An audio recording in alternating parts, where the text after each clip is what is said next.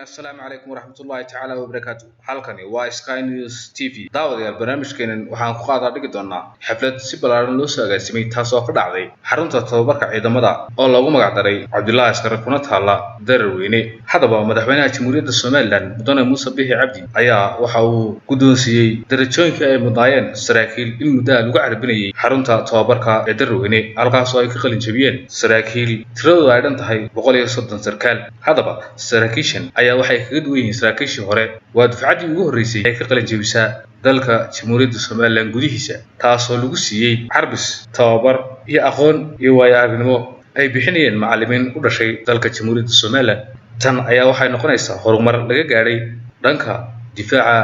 ciidanka qaranka Jamhuuriyadda Soomaaliland saraakiishan oo ah dhalinyaro aqoon-yahaniin ah kuwaas oo dalka gudihiisa wax ku bartay ahna qaar qaba tababar heer sare oo caalami ah maadaama ay casharada siinayeen tababarayaal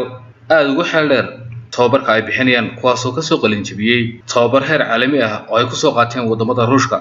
hadaba sida ay sheegayaan saraakiisha ciidanku saraakiishan ayaa waxa la baray qaabka loo hogaamiyo dagaalka sida loo qaato go'aanka iyo xirfado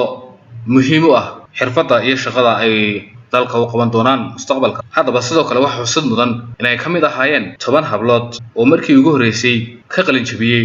gaarina darajada saraakiil tan ayaa waxa la oran karaa waa horumar ay Soomaaliland ku talaabsatay waana go'aanka madaxweynaha qaranka Jamhuuriyadda Soomaaliland kaas oo abuuray shaqo qaran si dhalinyarada